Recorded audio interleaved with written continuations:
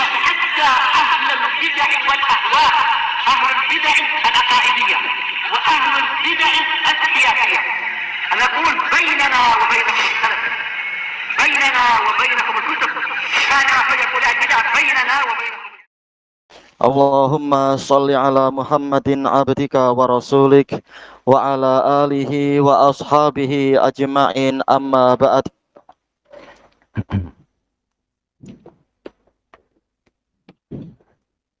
Kita lanjutkan pembahasan dari Kitabul Adab, yaitu masuk ke muka surat 36. Qala al-muallifu hafizahullahu ta'ala ad-darsul khamisa asyar, pelajaran yang ke-15. Wa min adabi qada'il hajah, termasuk dari adab menunaikan hajat. Dan ini menunjukkan kesempurnaan Islam. Mengurusi hajat pun diajarkan bagaimana adab-adabnya buang hajat.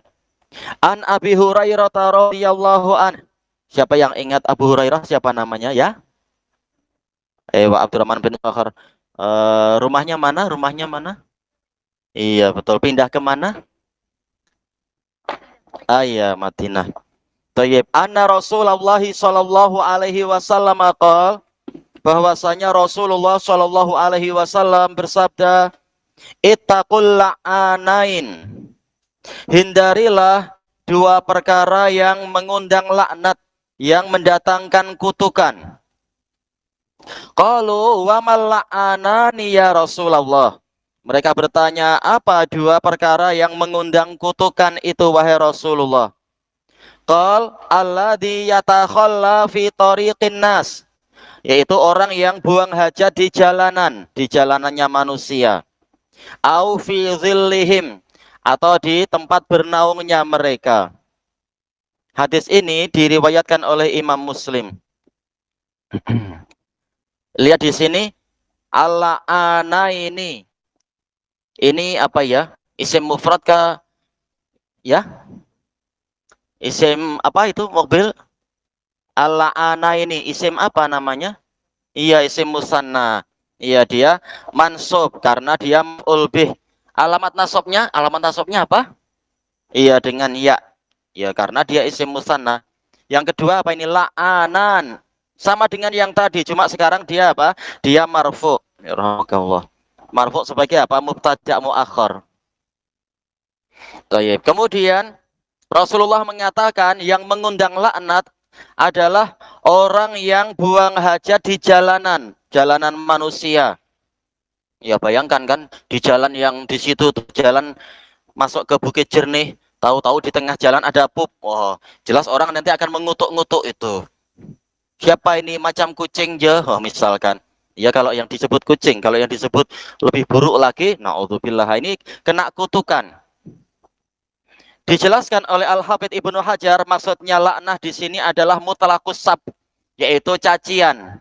Bukan berarti betul-betul didoakan terusir dari rahmat Allah, bukan seperti itu, tapi menyebabkan orang jadi mencaci maki atau orang jadi mencerca dan seterusnya. Dan boleh jadi orang mendoakan doa yang buruk-buruk.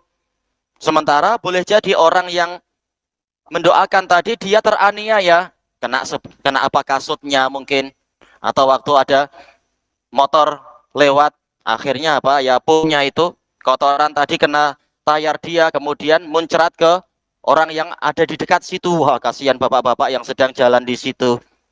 Akhirnya dia teraniaya, lalu dia mendoakan dengan doa yang buruk terhadap orang yang buang hajat di situ. Nah, boleh jadi doa orang yang teraniaya itu terkabul. Boleh jadi doanya akan menimpa orang yang buang kotoran di situ. Atau terkadang apa? Di tengah jalan di highway, tahu-tahu ada plastik, isinya ada pup juga. Ada baja segar. Itu membahayakan. Orang boleh tergelincir. Terutama kalau tayarnya sudah botak.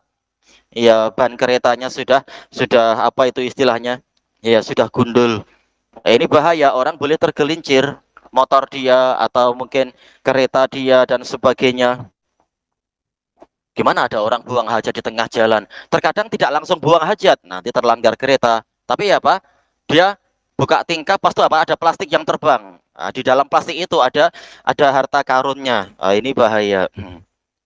Mungkin bukan dia, tapi apa? Ya bayi. Karena dorurah sudah habis apa itu namanya pampers. Yaudah bayinya berak di plastik.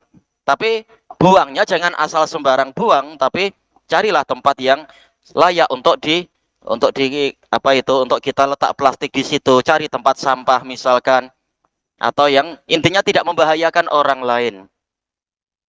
Ini yang pertama. Yang kedua, au fi dhillihim, di tempat mereka berteduh. Sedang berteduh, duduk, tahu-tahu apa di buntutnya kena sesuatu. Wah, ini tak boleh. Kasihan mereka. Sedang bernaung. Maka kalau mau buang hajat atau memang membuang hasil kotoran yang ada dalam plastik, lihat-lihat hendak dilempar kemana. Kadang kita jalan-jalan kita tengok kenapa di pokok ini ada buah yang aneh. Naudzubillah. Kadang apa plastik isinya benda tadi, atau kadang apa botol aqua tapi warnanya kuning. Ini bukan RON 95 kan? Tapi apa? Ya kencing.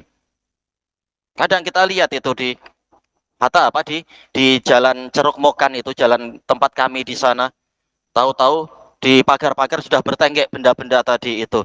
Ada orang lewat sambil apa? Baling aqua yang isinya bukan air murni itu.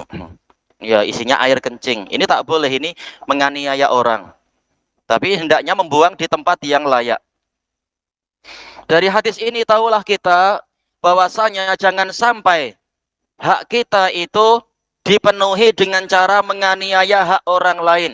Jelas yang namanya buang hajat itu hak kita. Orang semuanya perlu membuang hajat. Tapi jangan sampai dengan cara menganiaya orang lain. Yaitu merusak kebersihan jalan-jalan mereka, atau membuat kotor tempat-tempat mereka bernaung dan sebagainya. Berarti yang terlarang adalah buang hajat di dua tempat. Di dua tempat mana? Sebentar. Ya, sekarang yang paling kecil siapa? Ibrahim. Ibrahim paham tak? Tak boleh buang hajat di mana? Tak boleh berak di mana?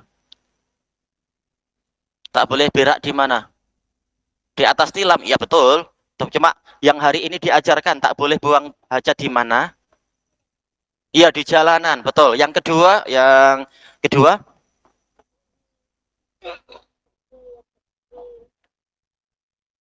di mana? Aduh, di mana? Di mana? Tak boleh buang hajat di mana selain di tengah jalan? Di rumah. Di rumah terlalu umum istilah di rumah ya. Tempat apa? Iya, tempat orang bernaung, mungkin apa di halte bus itu, orang sedang menanti bus, bus itu tahu-tahu dia duduk. Kenapa macam ada yang aneh di buntut saya? Kasihan macam itu nanti. Udahlah dia nanti mau duduk ke dalam bus, nanti busnya jadi perfume yang aneh. Kasihan nanti. Itu tak boleh. Berarti sekarang pertanyaannya, apakah boleh kita buang hajat di toilet terpanjang tuh? Mana toilet terpanjang mana? Iya, di sungai. Apakah boleh? Hukum asalnya adalah boleh, tapi janganlah 1.000 orang, rusak nanti. Tapi apa 1-2 orang itu boleh, karena tidak ada dalil yang melarang. Hukum asalnya tidak mengapa. Yang penting jangan sampai menganiaya orang. Karena anak dibagi tahu ada di suatu tempat sana ada orang buang hajat di sungai. Ternyata apa? Yang agak di sana di sungainya turun air terjun. Nah, di situ ada kasihan orang sedang mandi di air terjun, sedang masas kepala. Tahu-tahu yang di situ tengok di kepalanya ada sesuatu bertenggek, orangnya tak sadar, kasihan. Ini menganiaya, tak boleh seperti itu. Harus apa pakai shampoo banyak-banyak, kasihan dia itu. Tapi biar hukum asalnya tidak mengapa 1-2 kali di apa itu di sungai tanpa ada dalil yang melarang, kita tidak berani melarang. Kenapa? Tengok apakah ini membahayakan atau tidak. Kalau di situ ibu-ibu mungkin, atau kalau di kampung-kampung tempat sana seberang sana, ibu-ibu banyak yang masih mencuci di sungai. Nah, kalau itu tempat orang mencuci baju, ya jangan kita buang hajat di dekat-dekat situ. Kasihan apa itu? Ya itunya, deterjennya kasihan, nanti habis banyak. Tapi apa jauh yang dohirnya tidak sampai menganiaya. Tentunya khairul hadiyi hadiyu Rasulullah Shallallahu Alaihi Wasallam. Sebaik-baik jalan adalah jalannya Rasulullah Shallallahu Alaihi Wasallam. Beliau kalau berak di khusus, yaitu mungkin bilik tandas yang khusus, atau di apa itu tanaman yang rimbun, yaitu untuk menjadi baja. Yang penting tanaman yang rimbun itu bukan untuk orang bernaung, bukan untuk orang duduk-duduk di situ. Dan juga setelah itu ditimbun. Ditimbun di sini bahasanya apa? Ditimbun juga. Nah, ditimbun. Kalau di kampus artinya apa? Sama di kampus ya ditimbun. Toyib. Agar apa tidak menganiaya orang, agar tidak menimbulkan bau busuk, agar tidak mengundang apa itu lalat hijau. Wah, ini bahaya. Karena nanti lalat hijau mungkin akan terbang ke nasi lemak, ke nasi kerabu. Wah, nanti membahayakan orang, jadi sakit perut. Toyib. Berarti apa? Sudah ditutup kotorannya itu tak dengan tanah agar segera bercampur lagi dengan tanah, dinetralisir dengan tanah. Ada enggak makhluk yang rajin menutup kotorannya? Ya, kumbang. Iya betul, kumbang. Allah takdirkan bekerja untuk kebaikan kita ya. Iya, kucing pandai juga dia itu. Betul. Walaupun anak lihat dulu di Yaman, di Son'a, kucing tak mampu membedakan antara tanah dengan apa? Tanah dengan semen. Semen dicakar-cakar ya tak boleh. Tapi dia beraknya di semen. Padahal di dekat sana ada tanah. Mestinya di sana, jangan di semen. Susah. Ada juga yang anak tengok langsung beraknya di atas tilam. Habis itu tilamnya dicakar-cakar untuk tutup ya tak boleh, malah merusak. Apa itu? Kucing memang harus diajar adab. Kenapa? Anjing begitu juga, anjing suka menutup najisnya tak? Anak tak tahu ya. Yang tahu, anak tak tahu. Baik. Nastafidu minal hadis. Faedah yang diambil dari hadis ini, yang pertama, yang bagi Allah taqdiyah hajataka fi tariqin nas. Semestinya Anda tidak membuang hajat di jalanan orang. Au fi dhillihim, atau di tempat mereka berteduh, tempat mereka bernaung. Insya Allah yang di kota-kota biasanya tak ada tradisi yang buruk macam itu. Tapi mungkin apa di desa-desa yang jauh dari pelajaran adab dan sebagainya ada memang didapati seperti itu. Yang kedua, adhiyatul muslimin sababun lila'natin nas. Menyakiti, mengganggu kaum muslimin ini akan menyebabkan orang-orang mengutuk, orang-orang melaknat. Baik. Makanya kalau di suatu negeri sudah dibudayakan untuk membuang sampah di tempatnya, menjaga kebersihan, ini budaya yang baik. Kalau tidak diniatkan ibadah ya, tetap itu budaya yang baik, tapi tak ada pahala. Kalau diniatkan ibadah karena ikut syariat, mencontoh Nabi dan para sahabat, maka mendapatkan pahala. At-taqwim, penilaiannya. Yang pertama, hal taqdi hajataka fi tariqin nas au fi dhillihim. Apakah Anda buang hajat di jalanan atau di tempat orang berteduh? Oh ya.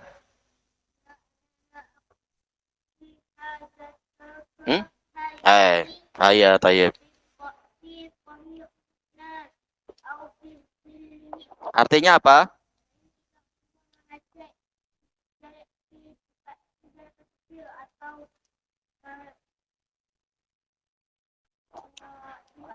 Iya, tempat mereka berteduh. Yang kedua, mala'anan. Apa dua yang terlaknat itu? Dua yang terkutuk apa? Oh ya. Orang yang macam mana?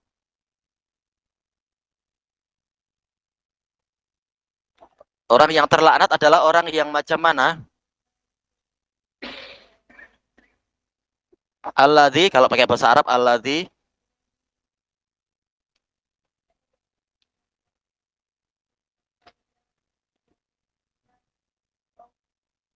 Artinya apa?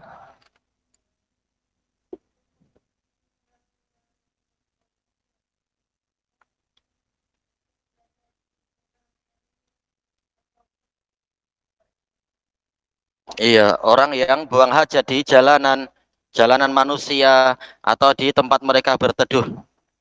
Baik, hadisnya mengatakan apa? Di jalanan manusia, karena memang ini untuk kemaslahatan manusia. Kecuali kalau dohirnya tidak membahayakan manusia.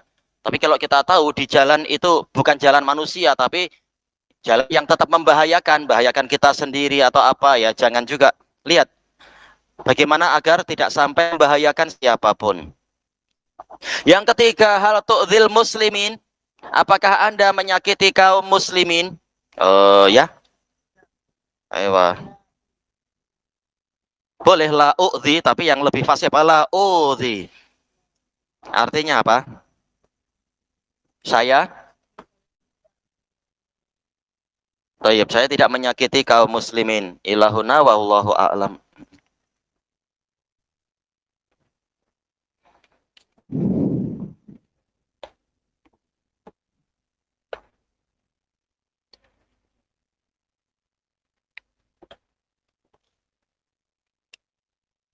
Bismillahirrahmanirrahim. Kita masih di muka surat 10 dari Syarah Al-Qawaidil Arba. Qala Fadilatu Syekh Shalih Al-Fauzan hafizahullahu taala. Yang terakhir didapatkan masalah bersabar terhadap musibah. Muka surat 10. Qal fahadha yuzadu betilaan ila betila. Maka orang yang seperti ini, yang jika diberi ujian, dia berkeluh kesah, dia marah-marah, dan berputus asa dari harapan, maka dari rahmat Allah Azza wa Jal, maka dia akan ditambahi ujian kepada ujiannya itu. Sudahlah dia kehilangan, misalkan dia kehilangan duit, habis itu marah-marah, akhirnya malah kehilangan pahala kalau seperti itu, kehilangan kesempatan mendapatkan pahala, dan bahkan boleh jadi mendapatkan kemurkaan dari Allah karena dia tidak ridho dengan musibah tadi, bahkan dia marah kepada Allah, ya dapat marah jadinya. Ini musibah yang lebih berat lagi. Wa masoiba ila masoib, ditambahkan kepadanya musibah-musibah kepada musibah-musibah yang ada. Qala sallallahu alaihi wasallam, innallaha idza ahabba qauman ibtalahum. Sesungguhnya Allah jika mencintai suatu kaum, dia akan menguji mereka, ya diuji. Siapa yang paling dicintai oleh Allah Ta'ala? Ya, siapa manusia yang paling dicintai oleh Allah Ta'ala? Ya jelas apa? Para nabi dan rasul. Tapi ujian mereka paling besar. Menunjukkan memang apa? Mereka akan selalu diuji. Orang yang dicintai Allah bukan berarti bebas uji. Dia akan selalu dicabar dan dicoba. Sehingga derajatnya makin naik, pahalanya makin banyak, dan seterusnya. Faman radhiya falahur ridha. Barang siapa ridho dengan musibah tadi, dengan cabaran tadi, maka dia akan mendapatkan keridhaan dari Allah. Ini pahala yang besar sekali. Ya Allah. Allah Ta'ala setelah menyebutkan pahala di surga, Allah mengatakan waridwanum minallahi akbar. Dan keridhaan dari Allah lebih besar. Berarti orang yang ridho terhadap musibah, pahalanya lebih besar daripada keumuman pahala-pahala yang lain. Kita tahu yang namanya pahala kesabaran itu tidak ada batasannya. Siapa yang ingat dalilnya ya? Innama, siapa yang melanjutkan? Menunjukkan orang yang sabarlah yang pahalanya tidak ada batasannya. Innama, Ismail ingat innama yuwaffa. Siapa yang ingat innama yuwaffa? Ya? Sobiruna. Ya, innama yuwaffas sabiruna ajrahum bighairi hisab. Hanyalah orang-orang yang bersabar yang pahalanya dicukupi tanpa ada batasan. Sementara para ulama telah mengatakan bahwasanya derajat ridho lebih tinggi daripada derajat kesabaran. Sebagaimana dijelaskan oleh Syekhul Islam di dalam kitab At-Tuhfah Al-Iraqiyah dan juga Imam Ibnul Qayyim di dalam kitab beliau Idatus Sabirin. Nah, kalau orang yang bersabar saja pahalanya tidak ada batasan, apalagi orang yang ridho. Wa man sakhita fa alaihi sukhat. Barang siapa marah pada takdir, maka dia akan terkena kemarahan. Tayyib. Disebutkan dalam catatan kaki, ini diriwayatkan oleh Tirmidzi, ya dari hadis Anas. Memang sanadnya ada kelemahan, tetapi dia terangkat dengan beberapa penguat. Seperti yang telah Anas jelaskan di sebahagian kitab. Hadisnya apa?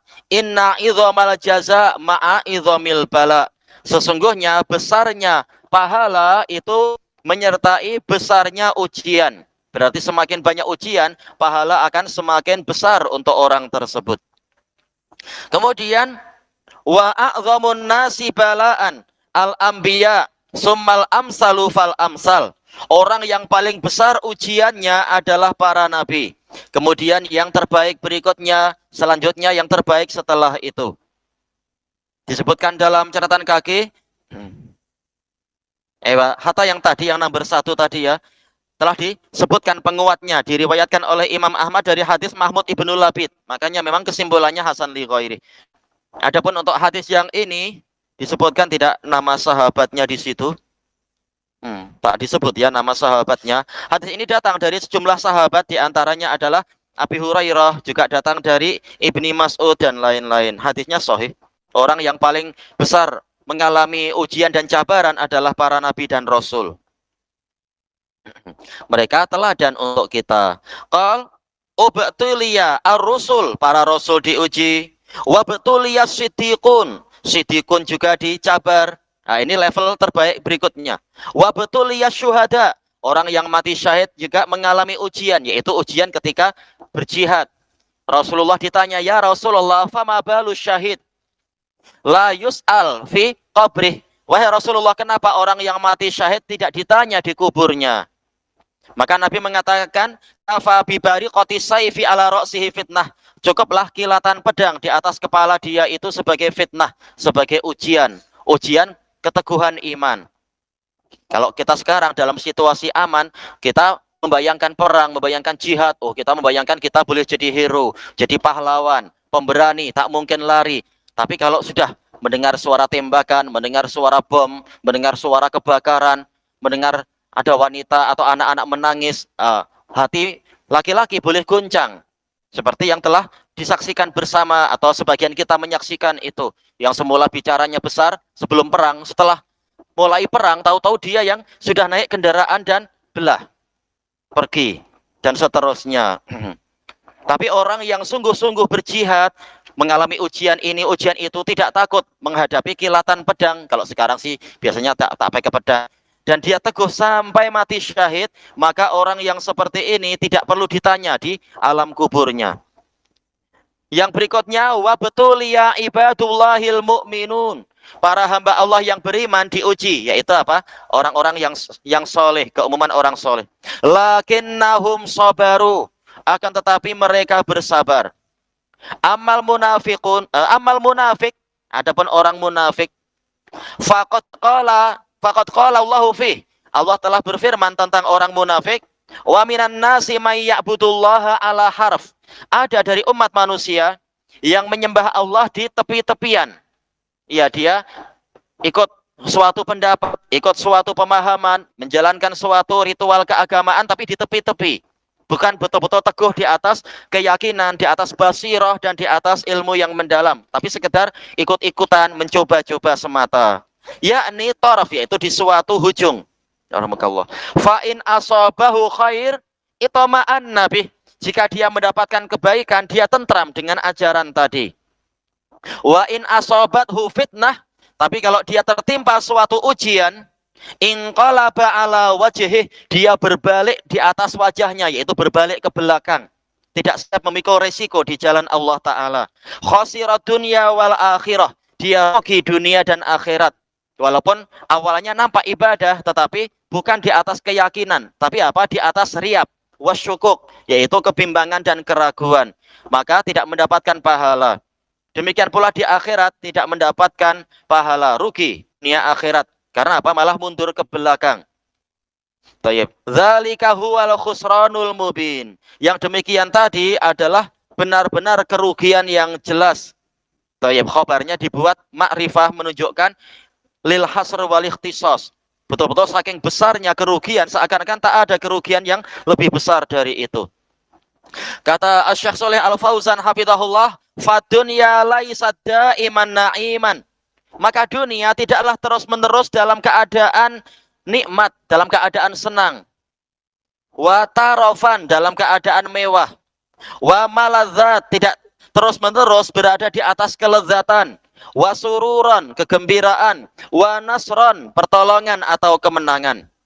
Laisa daiman hakadha, tidak terus-menerus seperti itu. Seperti apa? Nabi dan para sahabat sering menang, tapi tidak selalu.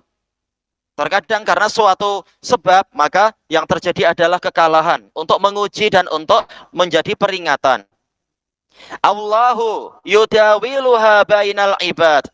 Allah mempergilirkan masalah-masalah tadi di antara para hamba. Terkadang sehat, terkadang kita sakit, terkadang kita bersemangat, terkadang kita diuji dengan kelemahan, terkadang kita kaya, terkadang jatuh miskin, terkadang dipuji-puji orang, terkadang dicela dan dipijak dan seterusnya. Memang ini kehidupan di dunia, bagaikan roda, bagaikan tayar, kadang di atas, kadang di bawah. Itulah kehidupan dunia. As-sahabah afdalul ummah. Para sahabat adalah orang yang paling utama di umat ini. Madza jara alaihim minal ibtila'i wal imtihan. Apa ujian dan cabaran yang berlaku pada mereka? Allah Ta'ala, wa tilkal ayyamu nudawiluha bainan nas. Hari-hari tadi, yaitu ayyamun nasr wal ghalabah, hari kemenangan, hari kekalahan, nudawiluha bainan nas, kami pergilirkan di antara manusia. Nudawiluha ad-diwal, ini asalnya adalah dari dari timba, tali timba yang untuk ambil air di sumur. Kadang ditarik ke bawah, kadang dihulur ke atas. Kita menghulur ke atas, tapi talinya turun ke bawah. Intinya adalah bergantian. Kalau tidak bergantian mungkin tak dapat air. Tak dapat, kalau taruh terus-menerus, gimana kita dapat air? Timbanya sudah di atas, harus diturunkan memang, sehingga kita mendapatkan air. Baik.